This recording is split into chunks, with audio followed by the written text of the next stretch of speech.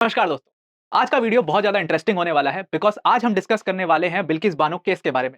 कल supreme court का एक बहुत बड़ा डिसीजन आता है जिसमें supreme court Bilkis Bano case के जो आरोपी हैं, जिनको कि छोड़ दिया गया था बीच में अगस्त में, उनको फिर से एक डिसीजन देती है कि इन सारे आरोपियों को फिर से अरेस्ट किया जाए और वापस से इनको जेल भेजा जाए। अब I have done my law and being a lawyer मैं इस केस को काफ़ी डिटेल में समझ पा रहा हूँ और इस केस को आपको भी काफ़ी डिटेल में समझाने की कोशिश करूँगा। एक-एक पहलू देखेंगे, बैकग्राउंड देखेंगे इस केस का पूरा, प्लस इस केस में कैसे सुप्रीम कोर्ट का डिसीजन बहुत अहम हो जाता है, उसको भी समझने की कोशिश करेंगे। और देखो हमारे यहाँ कानून ज़रूर थोड़ा-सा स्लो है लेकिन एट द एंड जस्टिस ज़रूर मिलता है, इसलिए हमें लॉ पर हमेशा भरोसा रखना चाहिए। ये बात आपको साबित हो जाएगी आज सुप्रीम कोर्ट की इस जजमेंट को समझ करके। तो but before starting the video एक बहुत बड़ी अनाउंसमेंट है द आईएसएफ टीम की तरफ say that the ISF team has launched it's achievers batch और इस अचीवर्स बैच में ऑल ओवर इंडिया से 100 स्टूडेंट्स को सेलेक्ट किया जाएगा एक स्कॉलरशिप टेस्ट के बेसिस पर और इन 100 स्टूडेंट पर स्पेशल मेहनत और फोकस दिया जाएगा। ये बैच पूरा एमके सर एंड टीम के गाइडेंस में चलेगा। ये जो बैच है ये 15 जनवरी से स्टार्ट हो रहा है। अगर आप इस बैच को ज्वाइन करना चाहते हो या इस बैच के बारे में ज़्यादा जानकारी चाहते हो, तो डिस्क्रिप्शन में एक फॉर्म दिया है, उस पर जाकर के आप फॉर्म को फिल कर सकते हैं। एक बात और ध्यान रखिएगा कि ये बैच जो है ये सिर्फ इंग्लिश मीडियम स्टूडेंट्स के लिए ही है।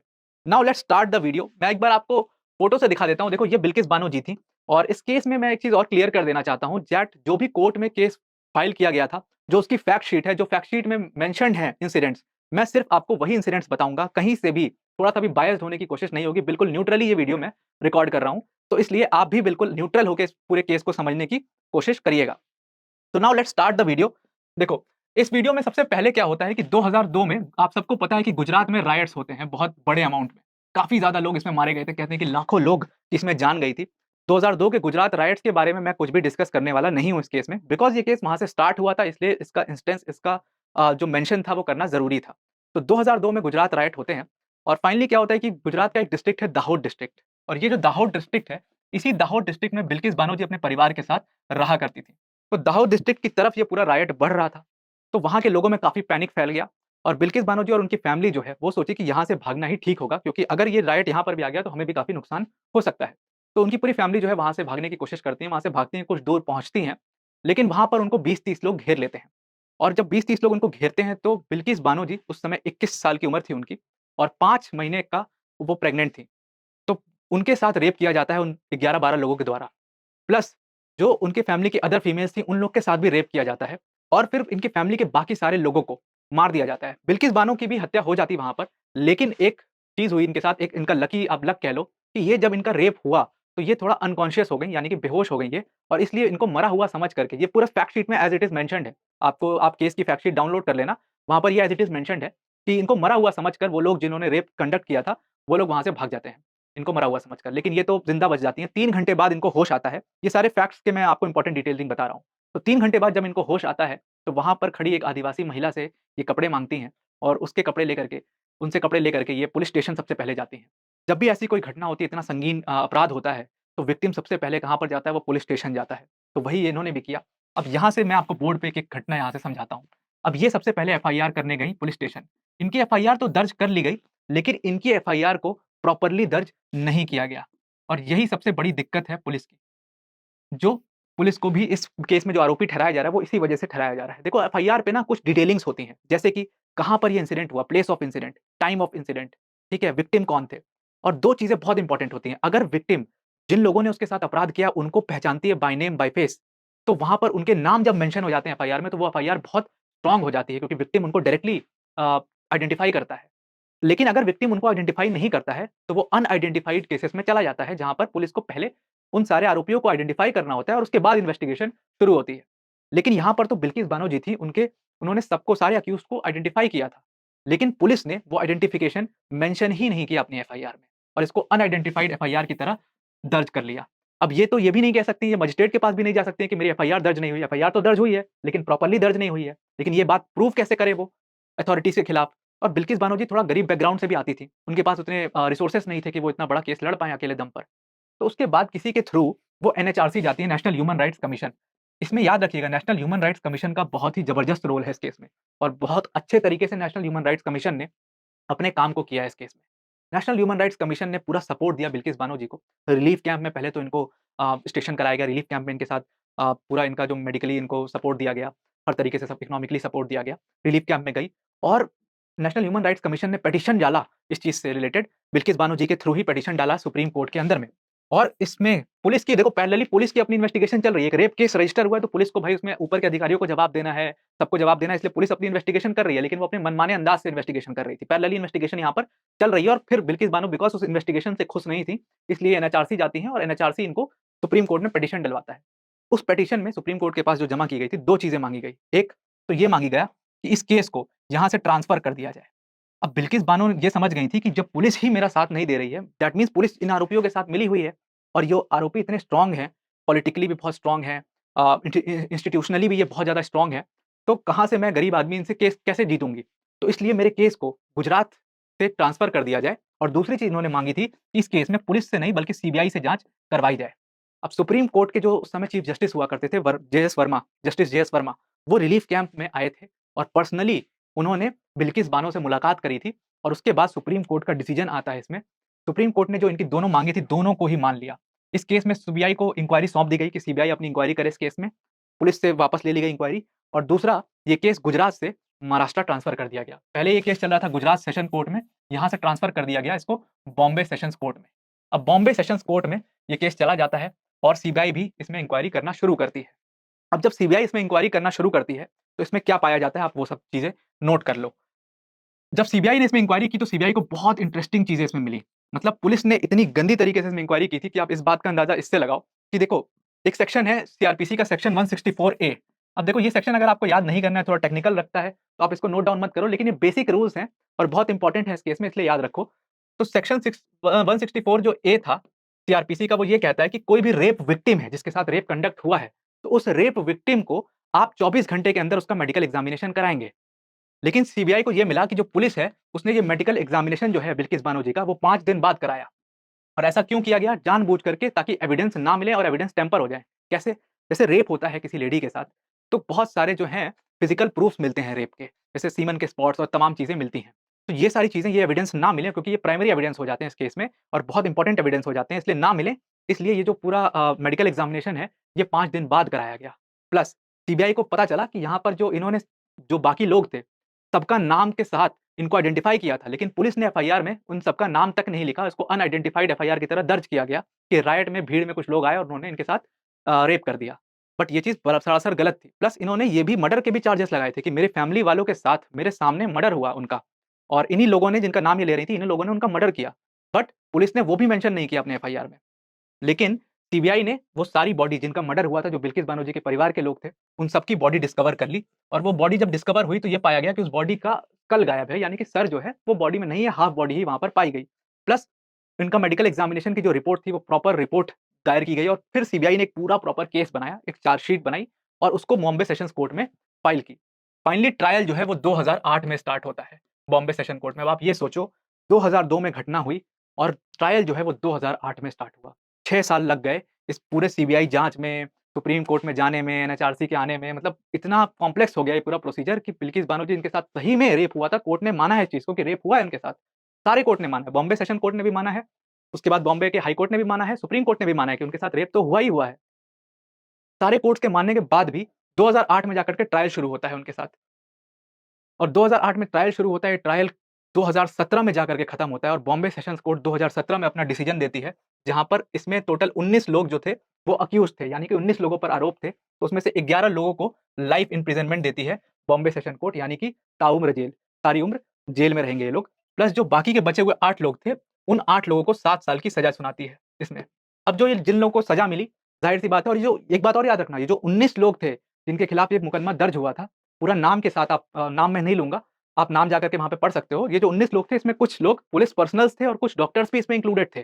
तो कितनी शॉकिंग बात है, इन्होंने, ये जो 8 लोग जिनको 7 साल की सज़ा मिली है, ये सारे पुलिस वाले और डॉक्टर्स हैं जिन्होंने इन 11 लोगों की हेल्प की। इन्होंने एविडेंस को टैम्पर किया, इन्होंने केस को सही तरीके से इन्वेस्टिगेट नहीं किया, ये सारे केसेस इन पर बने हुए हैं और आईपीसी की धाराओं में इनको 7 साल की सज़ा दी गई। अब इन लोगों ने क्या किया कि इन लोगों ने इसको अपील किया, इस मामले को बॉम्बे हाई कोर्ट में। अब जब बॉम्बे हाई कोर्ट में ये मामला गया, तो बॉम्बे हाई कोर्ट का कुछ ही महीनों बाद डिसीजन आता है, जहाँ पर बॉम्बे हाई कोर्ट ने ये कहा कि जो 11 लोगों को लाइफ इम्प्रिजनमेंट दिया गया है, ये तो अपहेल्ड कर दिया, यानी कि ये तो बिल्कुल सही है अपनी जगह पर। इन्होंने अपराध किया है, इनके खिलाफ सारे एविडेंसेस हैं, तो इनको तो लाइफ इम्प्रिजनमेंट मिलना ही चाहिए। लेकिन जो ये 8 लोग हैं, जिनको 7 साल की सज़ा मिली हुई है, इन 8 लोगों को एक्विट कर दिया, यानी कि छोड़ दिया। अब आप देखो कि ये जो 8 लोग थे जिनके ऊपर एविडेंस टैम्पर करने के आरोप थे, इन्वेस्टिगेशन को सही तरीके से नहीं करने के आरोप थे, उनको बॉम्बे हाई कोर्ट ने छोड़ दिया। अब जब बॉम्बे हाई कोर्ट का ये डिसीजन आया, तो बिल्किस बानो जी थ्रू हर लॉयर उन्होंने इस मामले को सुप्रीम कोर्ट में चैलेंज कर दिया। अब सुप्रीम कोर्ट का यहाँ पर रोल आता है और बहुत इंपॉर्टेंट रोल है, इसको समझने की कोशिश करना। देखो सुप्रीम कोर्ट ने क्या किया इस मामले में, सुप्रीम कोर्ट ने बहुत काफ़ी महीने ये केस सुप्रीम कोर्ट में चला, काफ़ी सारी इसमें हियरिंग्स हुई, कम से कम अराउंड 11 से 12 हियरिंग्स हुई, हर महीने में 1 हियरिंग होती थी, तो आप समझ लो 1 डेढ़ साल, 2 साल इसमें भी लग गए। तो सारी हियरिंग्स के बाद सुप्रीम कोर्ट ने अपना डिसीजन सुनाया कि जो बॉम्बे सेशंस कोर्ट ने जो डिसीजन दिया था, उसी को अपहेल्ड किया सुप्रीम कोर्ट ने, कहा कि जो बॉम्बे सेशन कोर्ट ने जो डिसीजन दिया था, वो बिल्कुल सही था। यानी कि वो 11 लोग, वो तो दोषी हैं ही हैं, प्लस उनके साथ-साथ वो 8 लोग जो डॉक्टर्स थे, गवर्नमेंट डॉक्टर्स थे और पुलिस पर्सनल्स थे, उन लोगों को भी 7 साल की सज़ा जो दी गई थी, वो बिल्कुल सही है। उन्होंने गलत किया, उन्होंने एविडेंस टैम्पर किया है, उन्होंने इन्वेस्टिगेशन सही तरीके से नहीं की है। तो सबको सज़ा सुप्रीम कोर्ट ने सुना दी और सुप्रीम कोर्ट ने एक बात और कही, इसको ध्यान में रखना। सुप्रीम कोर्ट ने कहा कि जो बॉम्बे हाई कोर्ट का डिसीजन है, ये बड़ा अनरीज़नेबल है। इसका कोई सर-पैर नहीं है इस डिसीजन का कि किस बेसिस पर बॉम्बे हाई कोर्ट ने इस 8 लोगों को एक्विट कर दिया, जबकि इनके खिलाफ सारे एविडेंसेस हैं। बॉम्बे हाई कोर्ट ने इसमें ये तर्क ये दिया था कि जो ये 8 लोग हैं, इनके खिलाफ कोई प्राइमरी एविडेंस नहीं है। प्राइमरी एविडेंस अगर आपको समझना हो, तो आप इस बात से समझ लो, सपोज़ आपने किसी का मर्डर किया और आपने उसमें वेपन जो इस्तेमाल किया, वो चाकू इस्तेमाल किया। जो चाकू अगर मिल गया, उस पे आपके फिंगरप्रिंट्स मिल गए, तो ये प्राइमरी एविडेंस हो जाता है आपके खिलाफ। उस चीज़ को कोई नकार नहीं सकता है। तो हाई कोर्ट का इसमें यही कहना था कि इन 8 लोगों के खिलाफ कोई प्राइमरी एविडेंस नहीं था। लेकिन इन 8 लोगों को विक्टिम जो है, प्राइमरी एविडेंस की ज़रूरत नहीं है ना, इन्होंने जो किया है वो तो सामने ऑन पेपर है। इन्वेस्टिगेशन सही तरीके से नहीं हुई, तो इन्वेस्टिगेशन किसने करी? तो इन 4 पुलिस वालों ने की। तो भाई ये तो गलत है ना, फिर इन्वेस्टिगेशन सही तरीके से नहीं की, तो क्यों नहीं की? आपका तो काम ही यही है। तो प्राइमरी एविडेंस की ज़रूरत नहीं है, इसमें सुप्रीम कोर्ट ने सीधा-सीधा कहा और हाई कोर्ट का जो डिसीजन है बहुत अनरीज़नेबल डिसीजन है और इसीलिए इन लोग को जो बॉम्बे सेशन कोर्ट ने डिसीजन दिया था वो बिल्कुल सही है। सुप्रीम कोर्ट ने वही डिसीजन को अपहेल्ड किया कि 8 लोग हैं, इनको 7 साल की सज़ा, 11 लोग हैं, इनको लाइफ इम्प्रिजनमेंट। तो यहाँ पर सुप्रीम कोर्ट का डिसीजन आया, फाइनली बिल्किस बानो जीती और ये केस खत्म हो गया था। लेकिन फिर से इस केस की डिस्कशन कब शुरू हो गई? जब अभी अगस्त में इन आरोपी जो थे 11 आरोपी, देखो इन लोगों की 7 साल की सज़ा थी, 7 साल इन्होंने काटे, फिर ये छूट गए अपना सज़ा खत्म करके। ये 11 साल जो 11 आरोपी थे, इनको ताउम्र जेल में रहना था, लाइफ इम्प्रिजनमेंट की सज़ा मिली थी इनको। तो अभी कुछ दिनों पहले आपको पता होगा अगस्त के महीने में इनको छोड़ दिया गया इन 11 लोगों को। न्यूज़ में आया काफ़ी ये मामला। अब आप समझना कि इनको छोड़ा कैसे गया? देखो कॉन्स्टिट्यूशन में कुछ आर्टिकल हैं, मैं पूरा आपको रेमिशन लॉ समझाता हूँ इंडिया का। इसको कहते हैं रेमिशन लॉ। तो इसको समझना बहुत ज़रूरी है क्योंकि इसी लॉ के तहत, इसी रेमिशन के तहत इन सारे 11 आरोपियों को छोड़ दिया गया था गवर्नमेंट, गुजरात की गवर्नमेंट द्वारा। अब ये रेमिशन लॉ क्या कहता है? देखो 2 आर्टिकल हैं, आर्टिकल 72 और article 161 of the constitution of India. Article 72 president के बारे में बोलता है, आर्टिकल 161 गवर्नर के बारे में बोलता है। मोटा-मोटा ये दोनों आर्टिकल एक ही चीज़ कहता है कि अगर किसी भी पर्सन को सज़ा मिली हुई है कोर्ट द्वारा, ठीक है? तो उसकी सज़ा को या तो गवर्नर और प्रेसिडेंट पार्डन कर सकते हैं कुछ सर्कमस्टेंसेस में, मतलब कुछ पॉइंट्स होते हैं, अगर वो फुलफिल ये लोग कर रहे हैं, तो इनको पार्डन कर दिया जा सकता है। या तो पार्डन किया जा सकता है या इनके सेंटेंस को सस्पेंड किया जा सकता है या इनके सेंटेंस को रेमिट किया जा सकता है और ये रेमिट जो है, ये इस केस में बहुत इंपॉर्टेंट है, यही इसी पे मैं आगे डिस्कस करूँगा। इस रेमिट को याद रखना या इनके सेंटेंस को कम्यूट किया जा सकता है। ठीक? तो ये 4 चीज़ें कही गई हैं इन दोनों सेक्शंस के, इन दोनों आर्टिकल्स के अंडर में। अब हम इन सारे जो पॉइंट्स हैं इनको नहीं समझाऊँगा बिकॉज़ ये काफ़ी डिटेल में हो जाएगा, बहुत लंबा वीडियो हो जाएगा, समझने की अभी इस केस से रिलेटेड ज़रूरत नहीं है। इस केस में आपको सिर्फ़ और सिर्फ़ रेमिट समझना है, यानी कि रेमिशन का लॉ समझना है। अब जो रेमिट होता है, यानी कि इसका मतलब होता है सपोज़ आपको लाइफ इम्प्रिज़नमेंट की सज़ा मिली हुई है। तो लाइफ इम्प्रिज़नमेंट की जब आपको सज़ा मिली हुई है, तो अगर आपने एट लीस्ट 14 साल जेल में ऑलरेडी काट लिया, तो आपको रेमिशन के बेसिस पर छोड़ा जा सकता है, इसी को कहा जाता है रेमिशन। पॉलिसी होती है गवर्नमेंट की कि सपोज़ किसी बड़े लीडर का, जैसे किसी बड़े लीडर यानी कि सरदार वल्लभ भाई पटेल या महात्मा गांधी, उनका बर्थ डेट है या उनकी डेथ डेट है, ऐसा कोई भी डेट जिसको देश, पूरा India as a nation celebrate करता हो, तो उस डेट पे इन लोगों को, जो आरोपी हैं, वो अगर 14 साल काट चुके हैं, इनका बिहेवियर गुड है, तो उनको छोड़ दिया जा सकता है, उसी को हम रेमिशन लॉ कहते हैं। अब हर स्टेट का अपनी-अपनी पॉलिसी अलग-अलग होती है। तो इसी रेमिशन लॉ के अंडर में गुजरात गवर्नमेंट की 2 पॉलिसीज़ हैं। एक पॉलिसी है 1992 की और दूसरी पॉलिसी जो है, वो है 2014 की। अब इन दोनों पॉलिसी में क्या है, जो मैंने आपको बताया कि किसी भी ग्रेट लीडर के बर्थ डेट या डेथ डेट पर आप इनको रिलीज़ कर सकते हो, ठीक है? या फिर जैसे 15 अगस्त हो गया या फिर 26 जनवरी हो गया, ऐसा डेट जो कि पूरा नेशन एज़ अ पूरा नेशन मनाता है, उस डेट पर आप इनको रिलीज़ कर सकते हो अपने प्रोग्राम के अंडर में, अपनी पॉलिसी के अंडर में। सेम चीज़ दोनों में लिखी हुई है। लेकिन 2014 की पॉलिसी में एक लिमिटेशन है। लिमिटेशन क्या है कि आप रेप के आरोपियों को, जो रेप के आरोपियों को सज़ा मिली हुई है या मर्डर के आरोपियों को सज़ा मिली हुई है, जो मर्डर का सज़ा काट रहे हैं, उनको रेमिशन नहीं कर सकते हो, उनका रेमिशन नहीं हो सकता है। तो अब आपके दिमाग में सवाल आ रहा होगा कि जब 2014 की रेमिशन पॉलिसी कहती है कि रेप और मर्डर के आरोपियों को छोड़ नहीं सकते, तो ये सारे तो 11 के 11 रेप और मर्डर दोनों में आरोपित हैं, सुप्रीम कोर्ट की जजमेंट आ चुकी है इसमें, तो इनको छोड़ा कैसे गया फिर? इनको क्या छोड़ा गया? इनको 2014 की पॉलिसी से छोड़ा ही नहीं गया, ये पॉलिसी इनके केस पर अप्लाई ही नहीं हुई। इनके केस पर 1992 की पॉलिसी अप्लाई हुई। 1992 की जो रेमिशन पॉलिसी है, ये कैसे अप्लाई हुई? क्योंकि इस पे सुप्रीम कोर्ट का ही एक डिसीजन था दूसरे केस में, जिसमें सुप्रीम कोर्ट ने ये कहा कि जो 2008 से पहले के केसेस हैं, उनके ऊपर 1992 की रेमिशन पॉलिसी लगेगी। और यही इनके केस में फ़ायदा हो गया। और जो सुप्रीम कोर्ट का ये डिसीजन था, अब क्योंकि इनका केस 2002 का था, रजिस्टर हुआ था, ट्रायल जो शुरू हुआ था वो इनका 2008 में शुरू हुआ था। तो 2008 के पहले के सारे केसेस जो हैं, वो उसमें 1992 की रेमिशन पॉलिसी लगेगी और 1992 की रेमिशन पॉलिसी में ऐसा कोई लिमिटेशन था नहीं रेप और मर्डर को लेकर के। तो उसी पॉलिसी के तहत 15 अगस्त को गुजरात की गवर्नमेंट ने इसको इन सारे 11 आरोपियों को एक्विट कर दिया, यानी कि 14 साल की सजा ये ऑलरेडी काट चुके थे, तो इनको एक्विट कर दिया और इनको छोड़ दिया। और इसके बाद पूरे देश में जो है इसके खिलाफ मीडिया ने मतलब मीडिया ने, लोगों ने काफ़ी प्रोटेस्ट किया कि ये गलत हुआ है। मतलब इन्होंने रेप किया था, सुप्रीम कोर्ट का इसमें जजमेंट है। आप तो एक तरीके से सुप्रीम कोर्ट के जजमेंट को ही नकार दिया आप लोगों ने और इनको नहीं छोड़ना चाहिए था। तो 11 आरोपियों को छोड़ दिया गया। लेकिन फिर भी बिल्किस बानो यहाँ भी हार नहीं मानती हैं और इस जो इनका एक्विटल का जो ऑर्डर आया था, रेमिशन ऑर्डर जो था इनका, उसको चैलेंज करती हैं सुप्रीम कोर्ट के अंदर में। अब सुप्रीम कोर्ट ने कल यानी कि 8 जनवरी को अपना डिसीजन दिया इसी रेमिशन ऑर्डर के अगेंस्ट में। सुप्रीम कोर्ट का डिसीजन इसमें क्या आया कि जो गुजरात की गवर्नमेंट ने इनको रेमिशन के बेसिस पर छोड़ा है 15 अगस्त के दिन, तो गुजरात की गवर्नमेंट को तो ऑथराइजेशन ही नहीं है, ज्यूरिसडिक्शन ही नहीं है उनका इस मामले में। ज्यूरिसडिक्शन क्यों नहीं है अब इस मामले को, अब आप समझना। यही टेक्निकल टर्म, इसी टेक्निकलिटी के बेसिस पर सुप्रीम कोर्ट ने इन सारे 11 के 11 आरोपी जिनको छोड़ा गया था, उनको कहा गया इनको दोबारा से अरेस्ट करो और दोबारा से इनको जेल भेजो। ये अपनी पूरी सजा लाइफ इंप्रिजनमेंट जो है ये जेल में काटेंगे। ये सारे 11 के 11 आरोपी to be arrested and jailed, ये सुप्रीम कोर्ट ने इसमें कह दिया। अब ज्यूरिसडिक्शन क्यों नहीं था?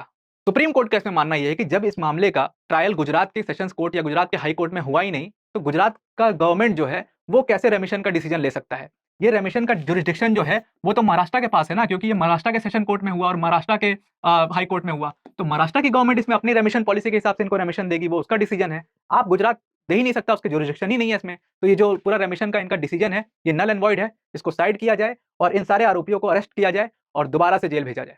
तो ये सुप्रीम कोर्ट का अपना जजमेंट आया और इस जजमेंट पर पूरे इंडिया में काफ़ी ज़्यादा इसकी सराहना हो रही है कि सुप्रीम कोर्ट ने आखिर ये प्रूव कर दिया कि इंडिया में जस्टिस जो है लोगों को वो ज़रूर मिलता है। और जस्टिस के पॉइंट ऑफ व्यू से सुप्रीम कोर्ट का ये जजमेंट हमेशा याद रखा जाएगा।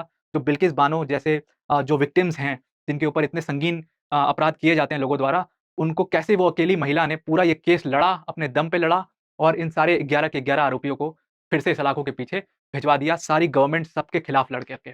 तो बहुत बड़ा सेट एग्जाम्पल किया है इस केस ने, एग्जाम्पल सेट किया है इस केस ने। तो आज के डेट में इतना ही। आई होप ये केस आपको पूरा समझ आ गया होगा। I hope this video helps. Thank you and have a nice day.